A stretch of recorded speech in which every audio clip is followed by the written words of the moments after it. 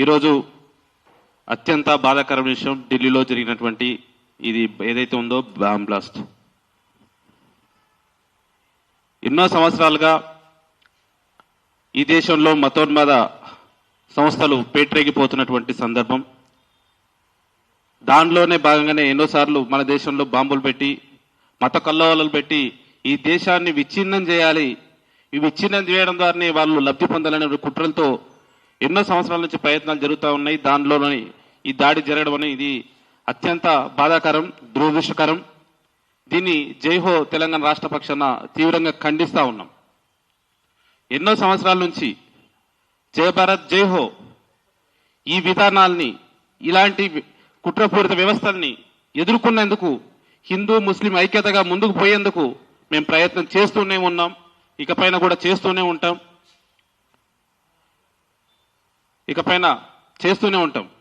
అయితే ఈరోజు ఈ దాడి జరిగిన తర్వాత ఇటువంటి దాడుల్ని అందరం కూడా సంఘటితంగా ఎదుర్కోవాల్సింది పోయి ఈరోజు ప్రతి ఒక్కరు కూడా మాట్లాడుతూ ఉన్నారు, ఈ దాడి చేసింది పలానా మతస్థులు, ఈ దాడి చేసింది పలానా వాళ్ళు, మేం కాదు వాళ్ళని దేశం నుంచి వెళ్ళగొట్టాలి, లేదా మనమందరం కూడా సంఘటితం అవ్వాలి, మనమందరం కూడా కత్తులు పట్టుకోవాలి, మనమందరం కూడా బాంబులు తయారు చేసుకోవాలనే విధంగా ఈరోజు ప్రచారం చేస్తూ ఒకవైపు బాంబులు పెట్టేటువంటి ఒకవైపు, మరోవైపు కత్తులు పట్టుకునేటువంటి ఒకవైపు ఈ వ్యవస్థను తయారు చేసుకుంటూ ఈ దేశంలో ఈ మతోన్మాదాన్ని మరింతగా రెచ్చగొడుతూ వాళ్ళ యొక్క స్వార్థ లాభాల కోసం మనల్ని విభజిస్తున్నటువంటి పరిస్థితి ఉన్నది.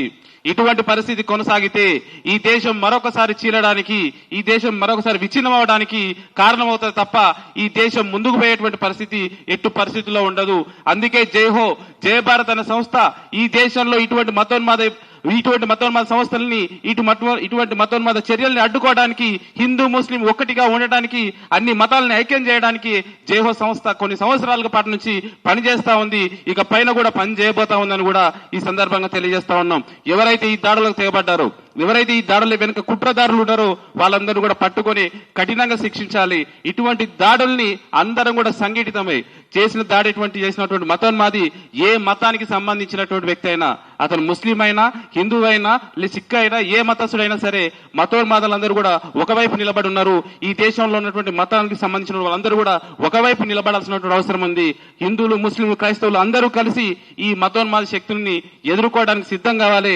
ఈ ఐక్యం చేసేటువంటి బాధ్యతను ఖచ్చితంగా జైహో ముందుండి నడిపించేటువంటి పరిస్థితి ఈ రాష్ట్రంలో ఉంటది. కాబట్టి అటువంటి దాంట్లకి మనమందరం కూడా కలిసి పనిచేయాలని నేను ఆకాంక్షిస్తున్నాను. అదేవిధంగా ఈ 2 రోజుల సమావేశంలో ఈ మతోన్మాదాన్ని ఎదుర్కోవడానికి అనేక విషయాల్ని చర్చించడం జరిగింది.